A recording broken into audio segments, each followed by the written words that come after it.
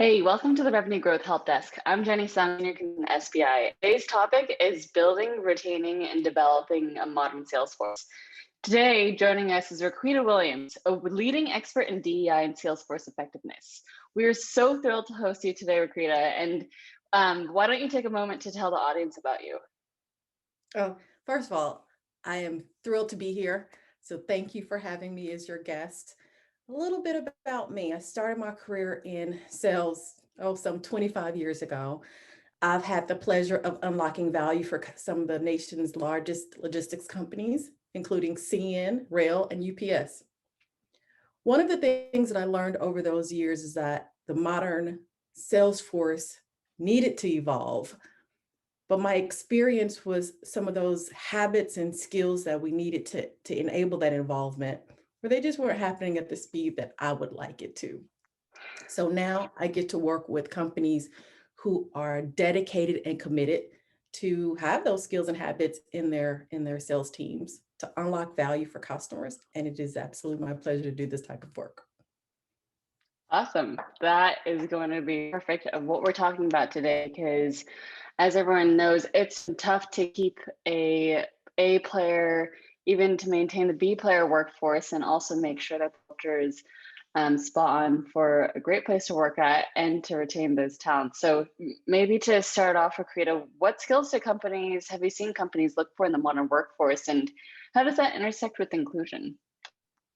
Oh my gosh, that's a fantastic question. So first of all, because of this effort around D&I, the workforce is changing very quickly. What that means is sellers are having to evolve in a way they hadn't in the past. That looks like creative conversations. At the end of the day, companies are looking for people who can take dissenting views and guide that friction into something that answers a question that unlocks value for customers. Hmm. That means sellers being able to show up in a way that they hadn't had to in the past. That means sellers being able to guide conversations such that not only are you selling more and faster, but you are unlocking value for customers and creating organizational culture as you do it. Hmm. Hmm. And at the end of the day, we're still selling to people, and I don't think the individual salesperson is ever going away, even though so many automation and tech tools are being introduced into our industries. No, it's not going away. Um, Technology has shown us what the way we can adapt into culture and the way that we can connect in a different way. That's what the pandemic taught us, but it Hmm. also taught us what barriers we have when we disconnect from people, right? So we've Hmm. learned a lot of that. And I think especially in the next 12 months, you're going to see a lot of companies focused heavily on those skills around reconnection, being trusted advisors. And what does that look like? That looks like having habits around empathic Hmm. listening or having habits around how we give and receive feedback to one another. So those things are going Hmm. to become much more important perhaps than they have been in the past. Yeah, and one skill that I want to put a wrapper around all that is empathy. I think that has been a skill that has not been talked about as much. It's just been in the background, but with so much that has been going on in the past year, and with us working more and having to work on digital selling and selling in a different way, empathy has definitely been a key. Uh, Empathy has definitely been something that has been key for us, especially for us in the sales workforce. Oh, absolutely. So, first off, I want to say that I think the highest call of a seller is to help a person make progress in their life. And you Mm, help to do that through your work, through your company and through your overall life experience. I think that's the job of a seller. But you cannot do that work and you cannot answer their call unless you have mastered empathic listening or master what it is to show up with space to mm, hear the customer, to demonstrate your concern for them, and to demonstrate that you fully understand where they're coming from. And that means shifting from what we've known of as active listening to empathic listening. mhm, The thing though is when we activate that particular skill, we don't just connect in a different way with our customers. We don't just let our customers feel heard. By practicing with our customers, that flows over to every other place in our lives. Let me tell you a story. I was picking up my son one day from school, and every day we do the same thing. I ask him, what's inspired you today? What made you laugh? And what disappointed you? Those are my questions. And so we're driving along and I'm saying, and he's telling me about it. He says, and I'm nodding, right? And I'm looking in the rearview mirror to show him I'm making eye contact, doing all the things you're supposed to do for active listening. And he says, Mom, stop. What do you mean stop? He says, you know how I know you're not listening to me? I said, well, how do you know? He says, because you always say, and you nod. So in that moment, it was a realization like, oh my gosh, if I'm doing it with him, the most treasured person in this whole world to me, this is my baby. I love him. I want to hear what he's done. I ask these highly thoughtful questions for a reason. And yet I move into the automatic space of nodding and him, and he's feeling that. So when we learn to do these things as sellers, we don't just become better with our customers, we become better people. And by being able to be better people and have skills that allow us to connect with one another, when a dissenting view or challenging view comes your way, when this diverse thought that is ultimately going to be a bit disruptive shows up in your space, you have the room inside of yourself to create an outcome that allows for us to get better answers, that unlocks value for customers, but also creates culture in your organization. The kids know. They aren't little ones. and unfortunately, so do customers, and so do our colleagues, and so do our employees. Everyone knows. Kids are just more honest about it. So in that moment, I had me an accountability partner. Kids are brutally honest, and that's a great point. At the end of the day, it's not the product or the service that is the cream of the crop, but it's also the experience that individual go. And I will say it's not just a sales experience as well. If it does start up at the top of the funnel with a great experience, does that hand off for a seamless experience for the customer? End of the day, customer success through the product team, etc.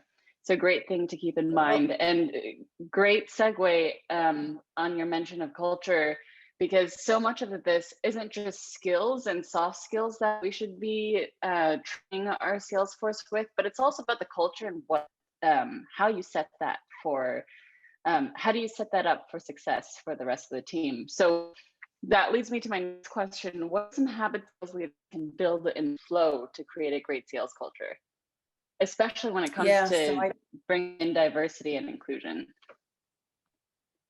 Okay, so perfect question.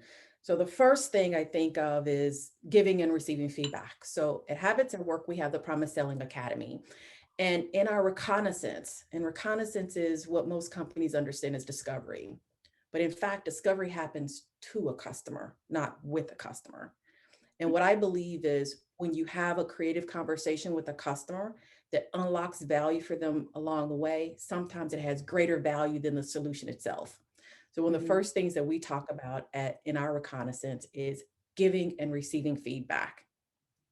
So when I first started at Habits at Work, I came from cultures that weren't really big on giving and receiving feedback, not unless it was a formal, feedback session, not as a part of the culture for sure. And I wrote an email, and in the email wasn't written very thoughtfully or well written. And a junior member of my team called me and said, hey, can we have a chat? And she started going through this email that I had written and how confusing it was. And if I had written it externally, that it would have really confused the customer. And initially I was triggered because I wasn't accustomed to having feedback. And I got a little bit annoyed, like really annoyed. This particular member of the team is the same age as my son. So in my head, I went into my first story, which is, how dare she? I'm a 25-year veteran in this industry. How dare you have a conversation with me about a drafted email? And then I thought, who would I be today if I started my career at 25 or 26 years old, able to give the most senior member of my team honest feedback?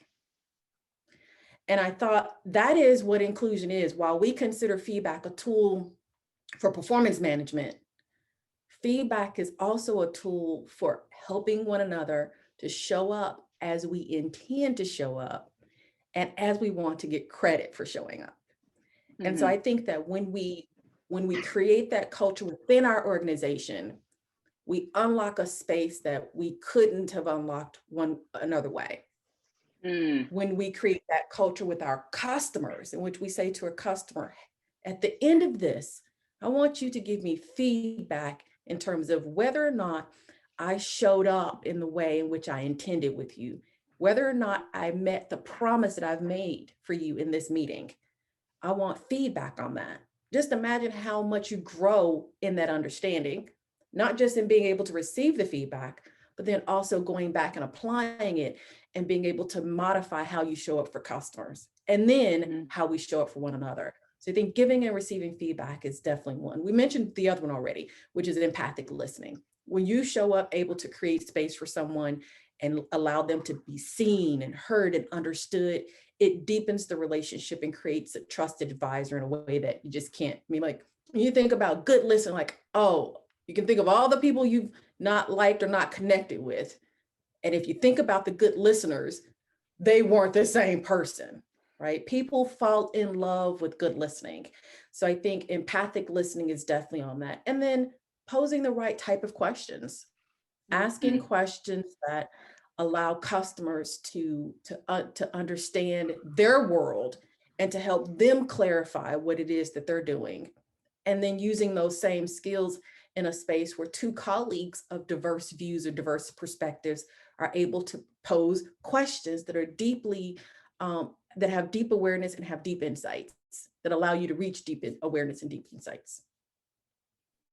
Absolutely. And that's the true definition of what 360 feedback is, right? It's not, it's upwards, it's from your peers, it's from your direct reports, and most certainly your customers. And I mean, as much as we have set sales processes and we have plays and we have these set sales enablement tools for a Salesforce, it is never going to be a one size fits all with this job because everyone wants different things and everyone has different ways of doing things. And at the end of the Absolutely. day, again, we're people. We have to do it in an empathic way of listening, of really understanding what is it are we trying to achieve within our relationships. And I think ultimately organizations are trying to achieve highly insightful, highly aware people that not only Mm-hmm. represent their company well in presence of the customer, but I think Mm-hmm. companies are also wanting people who can be ambassadors for their brand, right? Yeah. And so that means customers are out there looking at social media. They're out there looking at the social landscape to see how employees are showing up. So if I love my company, perhaps you can love my company too. And so we definitely want people out in the world that are representing the brand and Mm-hmm. that are demonstrating that we are, as an organization, helping people transform. That's what people want. Like when you think about what does a modern workforce want from their organization, what they want is to be invested in, they want to be heard, and they want to know that this experience is going to transform them. Employees, in fact, want the exact same thing as our customers want. They want this experience to transform them. And so I think that as we get alignment with all of this, we're going to see sales organizations change in a significant way. Yeah. Yeah, and that leads to my last point. What does that modern workforce look like? Oh my gosh. The modern workforce looks like people who make big promises and who have the support they need from their organization to deliver on big promises to customers. I think that it also looks like, as I mentioned at the beginning of the conversation, people who are able to take dissenting views and this ruckus that comes with the Mm-hmm. diversity of thought Mm-hmm. and really guide conversations in a way that you have more information, you have better answers, and you unlock value for customers. But it also means companies investing in that workforce in a different way. It Mhm. means companies investing in skills and not assuming that the skills are already there. And so I think that um, companies have to be more mindful around the work, and we have to start doing it right now as opposed to waiting until some other time, or waiting till budgets show up, or waiting till Yeah. we have all the answers. I think we have to start that development now, but I really believe that it starts with skills, habits, and a mindset shift around what it means to be a seller, and what Mhm. sellers need to develop, and what modern organizations have to do to support them. Yeah, absolutely. And one of my favorite quotes is someone asking, well, we don't have the budget. Why should we invest in them if they're going to leave at the end of the day? But someone else replying, what happens if we do invest in our workforce and they do stay? So great point. Thank you so much, Exactly. Roquita. That is all the time that we have for today. Thank you for lending your time and your talent to provide valuable insights for our audience. And we will see you next time on the Revenue Growth Help Desk. Thanks so much.